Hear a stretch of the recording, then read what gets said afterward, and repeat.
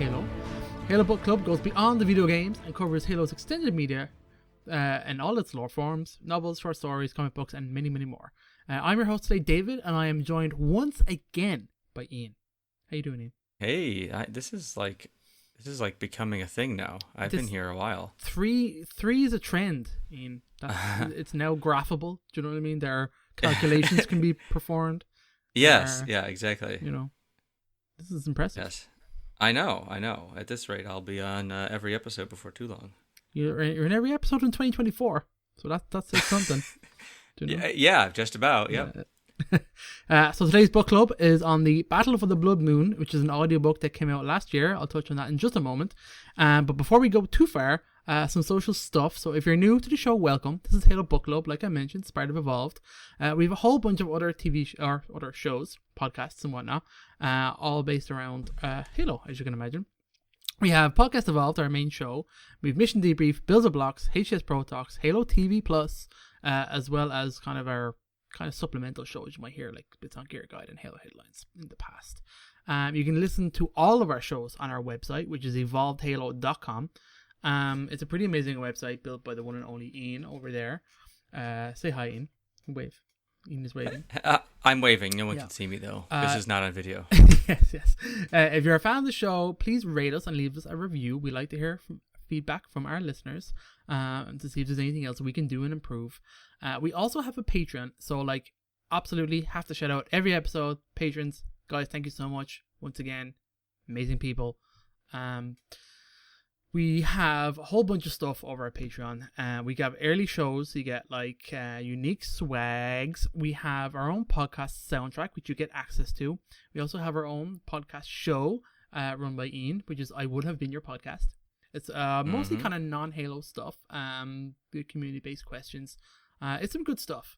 It can range wildly between the guests that Ian can have, and whatever various trigger words you might utter in Ian's presence. You might get. Yeah, we try to avoid Halo when possible, since we talk about it so much in every other show. But it comes up. It ends up coming up basically every episode in some form. So fair enough. So once again, thank you all to our patrons. So you can learn more at patreon.com/HaloEvolved. We also have a little kind of Audible trial support if you want to do that. Obviously, we're talking about an Audible book, but you won't get it on Audible. Audible has all of the Halo novels to date, as well as a host of other kind of things. You can go to the audibletrial.com/podcastevolved to learn more and start your free trial there. Well, thank you very much. So, into the show. We are doing the Battle for the Bloodmoon, like I said. This was obviously put out by 343, written by 343. It doesn't have a specific person associated with it, like the rest of these kind of Halo Chronicles audio series that they've been doing. Its format, you can get it on YouTube. You can get it on a PDF as well as on the Halo Waypoint website. Ian, did you listen or read today? I did both. You did both? I read through as I was listening to try to pick up as much as I could, because if I'm listening to it, I'm sure there's it's very dense in terms of names and this one. This one was particularly hard to listen to be honest. I found it's chock full of people and alien people, so there's a lot going on. I definitely had the subtitles on when I was listening, and was essentially reading YouTube to make sure I knew what the hell was going on. It was released in the 27th of November 2023, so we're a little bit behind, but here we are now. It's about 28 minutes long, so it's a good chunky one. And I will say, the time and the title. And I kind of loosely knew based on kind of the blurb, so I'll get this like a brief kind of summary. We're set in 2560, though the bandits have come to Suban, which is the blood moon of Sanghelios, seeking to claim unique national resource. When in its vast mines, the beautiful but volatile Subanese crystals. These are what power the Needler weapons in the Halo universe. So the swords of Sanghelios and their Spartan allies face an overwhelming force on the ground, while a Sangheli shipmistress in disguise above seeks to find a weakness in the enemy's armor that might turn the tide against these invaders. So, between that, the length, and the title, I thought I was in for a very different audiobook than what actually came out. were you also kind of taken aback, Ian, by like where it actually went, like how fractured it was, and then like because it set you up like you think you're getting a fight, and you get, I say, a brief skirmish and and then some dialogue, essentially what like a battle of words happening in the sky. Yeah, I thought I had missed something kind of the first time I got through it because, yeah, like you said, you're at Suban, which I guess as a quick side question, have we been to Suban before? Like, I know it's been mentioned a ton of times, but have we actually had a setting? There's multiplayer maps that are set on Suban. Okay, and stuff like I guess that counts. Yeah. But like, have we been on it? Not really. Like in a story, or I know not in a game, but in a story or something. It's been mentioned a shit ton. It does, yeah, it has. I don't know if one of the stories had characters on it. I can't remember. Yeah, I can't either. I can't think of anything. So I mean, maybe there's something, but I feel like this may have been the first time we've actually had a setting on Suban. I'll double check as we converse. Yeah, just in case. I guess we'll check. This is a very obscure. Yeah, it's very obscure kind of lore that even we can't remember off the top of our heads. Suban, I would know straight away because I know it's been mentioned so much. But like, I'm like, okay, right, are exactly. There stories that take place there. I know there's characters that are from there. Let's see. Okay, here's the list of appearances of Suban. Are you ready? Okay. Halo 3, it's mentioned in the Master Chief Collection only. Halo the Cold Protocol is where it first appeared, which is a very old reference. Halo Bloodline. Halo Grasslands is mentioned. Halo Broken Circle. Halo 5 Guardians. Halo Shadow of Intent is mentioned. Halo Mythos, obviously, is mentioned. Halo Bad Blood. Halo Oblivion is mentioned. Halo Infinite is there. There's Season 5, The Reckoning. I remember that's where the multiplayer map came from that season. It's mentioned in Outcasts.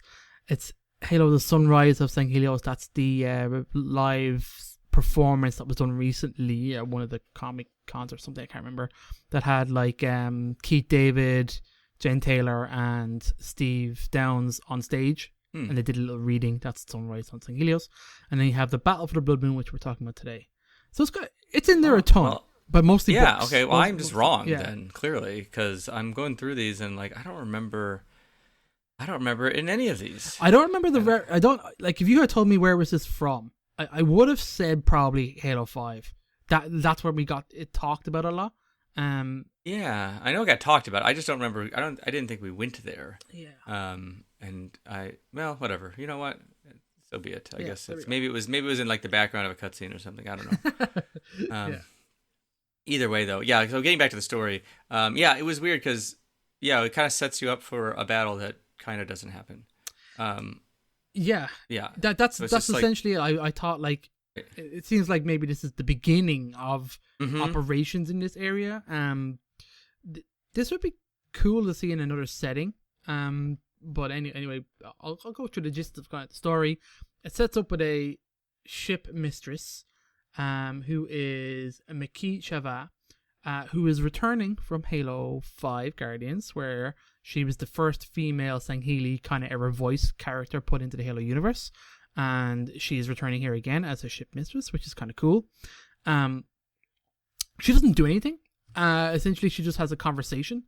And that's kind of a little bit disappointing, but she's up in space on her ship, and which has a cool name that I'm forgetting off the top of my head. Let's see if I can go into the... It's like the... Oh, it's not mentioned here. I thought it'd been mentioned. Let's go. Scorn's Blade. I'm like, that's cool. Yeah, okay. I like that. And the only kind of real novel thing about this was the fact that Alex Wayford, obviously the narration again, he did about 500 million voices. So every alien got his own like intonation. So like, I'm glad that the grunt Ungai voice was only so short, because that went through my head. I was like, oh my god, that took effort in his voice to do that. Yes. I was going to ask. He must have like a whole list of filters over there, or he is very good at doing voices. I think he put them on. This is Dib, which is his first appearance. So he was like the scanning technician on board this ship.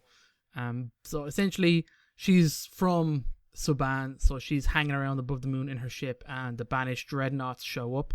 They're way superior to the ships. The interesting kind of setup of like how the banished have like heavily fortified their dreadnoughts. They're big hulking bruisers, massive firepower, but the Sangheli have gone back to pre-Covenant kind of designs and technology of ways of thinking of like, fuck you Covenant, we're better as we were kind of mentality of thinking, and that set them back in ways of they're not as well armed or well kind of they're not the same level of technology as the dreadnoughts that the Banished are bringing to bear.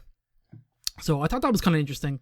Kind of the way they kind of set it up of like, okay, there's obviously a fight to be had here, but they're very much not fighting yet. So the Banished have kind of made ground on the moon. They're harvesting, they're mining. There is a Sangheili ship master of the Banished who's on this ship, and he's the only other character of reference in this kind of little storyline. And I'm going to get his name. He is Orna Fulsam, and he used to be Fulsami, and he is actually from Halo the Flood. He was in the Halos, in the Arbiter's fleet back then.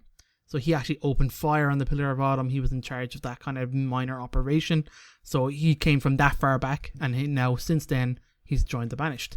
So I thought that was kind of cool. I like bringing these kind of characters back in to the more current lore to see that. So I thought that was kind of interesting. But essentially, the story takes place. Okay, it cuts between space, this conversation between these two characters, and an actual fight that's happening on the ground. Then it cuts back and forth and cuts back and forth. So these characters just talk to each other. They have a bit of banter. They have a bit of like argy-bargy. Nothing really happens. It's not all too interesting, to be honest. Other than who they are, I didn't find anything that they were saying all that intriguing. And it was. I'm kind of in the same boat as you. Like it was a fine story. Like it was a good little like kind of snippet of canon, I guess. Yeah. Kind of showing the Banished interaction with. I want to say the Sangheili, but it's not really the Sangheili. It's just, well, I mean, it is, but it's Arbiter's forces. Between the Banished and the Swords of Sanghelios, yeah. So it's kind of a interaction with them, and it kind of gives a little bit of a snapshot on the state of the universe, or at least the universe around Sanghelios in terms of where the created stands, and that's true, because it is state like of their the current timeline. fleet. So it is like immediately after the created are quote unquote defeated. Cortana is gone. Zeta Halo is moved, and then the created are kind of left leaderless. So like they aren't dominating force on Sanghelios like they were. So it's left a kind of power vacuum, and the Banished have come essentially to fill that, which is kind of cool. Which is kind of good to see. So this is kind of going on more or less around the same time as Halo Infinite. And then the story moves to like what's happening on the Bloodmoon itself. So here's where we get the names and the characters. So there is, in a nutshell, a super amazing team of the Swords and Helios. It's made up of humans, Spartans, one Kigyar, and a bunch of Sangheili. So the main Sangheili is Fal Nato, so he's like the leader of this group. So he's the only one I really want to talk about now, because there is a whole bunch of others I recognize. They do little bits in here. They talk a little bit here and there, but that's more or less. It's all about Fal, and he's leading this team. They do talk about another guy named kind of Komal, who's like this big hulking dude who's just slaughtering dudes with his sword, and he's angry. I'm like, okay, you sound badass. But Fal is kind of the main one. And then they have this Spartan team, and they've given them shorthand names in Sangheili, which I kind of liked to kind of make them fit in with this kind of group. So these Spartans have been split up kind of amongst these forces. So you have Gliss, Jarov, Threll, and Zin, who are this kind of 4-man team. The Kigyar is kind of interesting. He's Dax, so he's kind of set up as an interesting character. I like this kind of quirky team that they have of these kind of different Sangheili, and then you have a Kigyar who's like this super amazing, mega super secret assassin dude, who loves kind of human sniper rifles and has like a good banter with Threll, one of the Spartans, on like his guns and weapons and how they use them and stuff like that. I thought that was kind of cool. He had some interesting one-liners thrown in there, and obviously a challenge for Alex to kind of voice a Kigyar, then go to Sangheili, then do a Jiralhane, and then do a human. So I was like, okay, you did some work there today.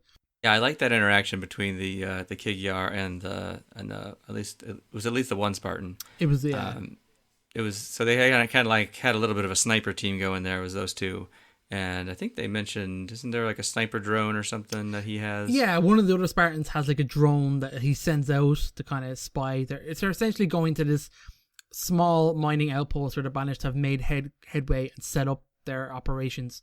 So they're like, okay, we're going to attack them now.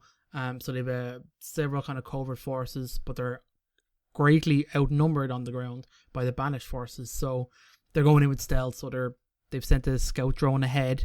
The Kigyar has like connected to this so he can see, which is kind of cool. And then they're just these two, the Spartan and Dax Kigyar, are just sniping dudes left and right. Fal kind of runs in essentially with the rest of his team to kill a bunch of dudes quietly, and then they bring in a kind of aerial bombardment with Banshees, and then they bring in another Phantom with another 2 Spartans and some more Sword Sangheili like elites dropping down to attack the mount of this kind of mine. And it goes pretty well. They have the elements of surprise. They're kicking ass. They're doing good stuff. And then the Jiralhane pop out. So we have the leader here is Ipso. So he's like the war chieftain of this particular kind of area. He has 2 other captains with him. They have some kind of cool words with Fal. I like their little witty exchange of each other, of like how the war chieftain is kind of finds it amusing that he just sits back and watches Sangheili murder their own on their own planet to take their own resources. He's like, yeah, this is cool. I like this. And then they kind of fight, which is kind of cool. Gravity hammers come out. Elites get smashed. Kind of like Fal has like a little fight. He fights, kills one of these kind of chieftains, I think. And then he pretty much gets knocked down and realizes, okay, I'm screwed. He sees the hammer coming down to kill him from Ipso. And then a Spartan jumps in between them, which I thought was stupid, because like, why would you not just charge the chieftain and knock him off balance, as opposed to I'm going to stand in front of a gravity hammer, and so the hammer gets lodged in this Spartan, to saving Fal, and then the Phantom comes back in, essentially shoots down some suppressive fire. The war chieftain has to leg it, and then essentially Fal kind of gets up. The rest of his forces more or less retreat, and that's kind of the end of it. They're kind of like, no, we won't win today, but we're better than the Banished for reasons. So we shall return when the time is right, kind of thing. And that's the end of it. That's more or less that the story kind of cuts back to the ship mistress and her conversation over there. But it kind of doesn't go anywhere, right? That's kind of the end. Yeah. The skirmish is over. The conversation in space is pretty much over. And then that's kind of it. Yeah, it doesn't. Yeah, like you said, it basically, as you summed it up, that's basically the entire story. So yeah, it was kind of short. It was weird to me too that I guess they were trying to show the camaraderie and then how much well, that came across, trust the humans and the Sangheili have in each other. But yeah, it was a little bit odd in terms of the story, like the Spartan kind of just, I guess, diving in front of the gravity hammer. Yeah. To take the hit for I forget all the Sangheili. Yeah, I forget all the names, so apologies. But yeah, and it was a little bit odd. Like I guess that was what they were trying to show. But since the story is so short, that you don't really get any of that development between the characters, so it did seem a little bit weird. Especially because these are all new characters. Right, exactly. Like this had been like the maybe the climactic end of a book or a chapter in a book. Like you had more character development with these two and these several characters where you knew them better. I think maybe that would have made more sense, but it did seem like it kind of felt like this was like a scene clipped out of a larger narrative. I was going to say that. Yeah, I mean, it would make more sense if they spent most of, let's say, the half hour with the team on the ground and not having the dialogue in space. It felt like it was a part of a whole. Do you know what I mean? This would be. I'd like to see a book around this. Would be quite nice. Do you know what I mean? Yeah, absolutely. It'd be quite interesting because this whole new host of characters, seeing the Spartans working with Kigyar, working with Sangheili, just how the swords of Sangheili work with different alien races. That's quite interesting to see their balance change. And there is an interesting line that McKee, her train of thought of how the swords of how the Arbiter opened up the swords of Sangheili to like multiple races and genders, of you can come and fight and rise to the ranks where previously you couldn't. So seeing a female shipmistress was really interesting and obviously quite impressive. And then we also have, like, she mentions that there's also an Ungoi. I was going to mention that. I love that. The one little piece of trivia was that she didn't know this was possible until she saw one of the ships in her fleet. It was called Bad Gas, and she asked why. It was like, because that's an Ungoi shipmaster. So I find that quite interesting. That's probably the highlight of the little story. I'm like, that's a nice. Yes, I love that little bit. I thought we were going to go somewhere more with that. And they just sort of mentioned it and then dropped it. Passing, that was a good little bit. Yeah, it was a good little bit. Yeah, it's good stuff. I mean, nothing stood out as like bad. I mean, it's just I want to see the rest of it. Do you know what I mean? Of like, I think they should have done one or the other. Do the space or don't spend as much time in space and do the kind of the ground battle. Make it a battle, not just a little ground skirmish that the enemy gets away and some characters we just introduced to get murdered, and then that's it.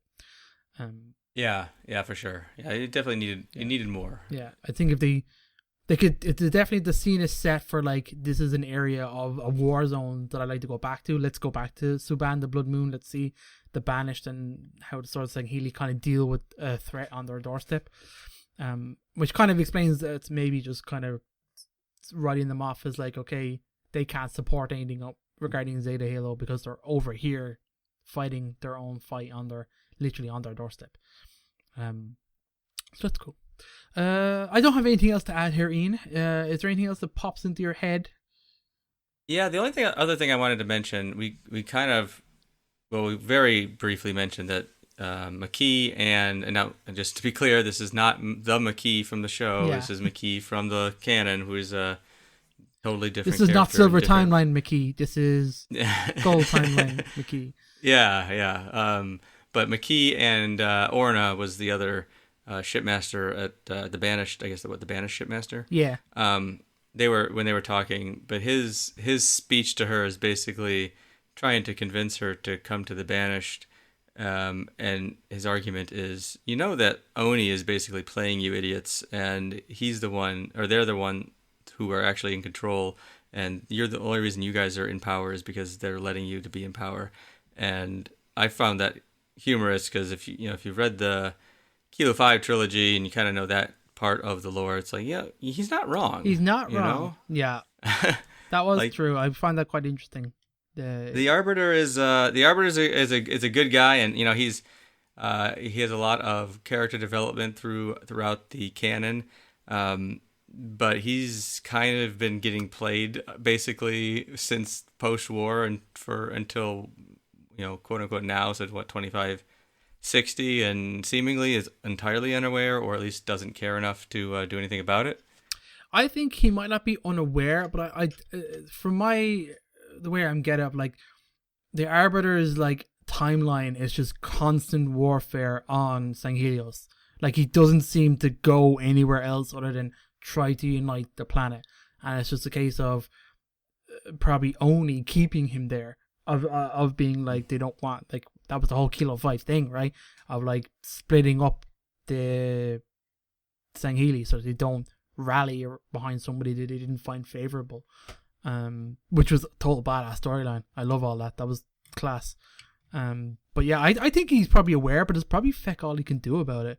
He has to take, I mean, there's probably a certain portion of like he does respect and rely on the humans and see them as good people, maybe not necessarily Oni, but I think he's able to make the distinguish between what is Oni and what is maybe like Lasky and UNSC, people worthy of trust. And he takes the aid when he can. And there's also like, I think there was a good kind of line behind I can't even remember what part it was. It might have been a book, might have been a comic, when the Arbiter was struggling. His keep was under attack, and the Infinity shows up it's the first time the Infinity was deployed, and just wrecks shop and Sanghelios. Yes. And everybody's like, holy shit. And then that was kind of like, hey, we're with the Arbiter, and Arbiter was like, well, fuck you, now you have to be with me. And like, I didn't necessarily want it to be like such an overt display of humans saving me, where now he's in their debt. I kind of like, the story told from his viewpoint was, okay, he recognized this was like a political ploy, that he was being used and being propped up by them. I thought so. I like to believe he's aware, even if he can't do anything about it. Yeah, that's a good point. Yeah, you're probably right that even if he were entirely aware of even all the secrecy behind like Jewel and who's a Telcam and sending them weapons and all that, like what's he gonna do about it, right? Yeah, he's basically he's in power, but he's kind of powerless to beyond saying Helios, if you can even say that he has power there. So I guess that's probably true, that like even if he were aware, there's nothing really he could do about it. But they do make a very good argument there that you guys are kind of getting screwed, and they've kind of got their thumb over you. So what is it exactly that you're going to do? You're going to run St. Helios at best if Oni wants you to, basically. And so I don't know. I like that. I like that little bit of they brought it out because he kind of presents it as a little bit of a conspiracy theory, and I don't think McKee totally believes him. But you're sitting there as a reader going, "Yeah, he's right." yeah, he's hitting some good points. Yep. Okie dokie, that's kind of it, guys. I don't have much else to say, so thank you for joining us. Like I mentioned at the top of the show, you can find all of our episodes on our website, haloevolved.com. You can get links to all of our kind of stuffs over there on the website as well. It's quite a nice website. Go take a look. There's merch. There's anything you could possibly want. Shout out to the patrons once more. And finally, if you want, we have a voicemail. You can use it. It's 205-EVOLVE. That's 205-386-5833. I have been your host. And until next time, evolve. Evolve.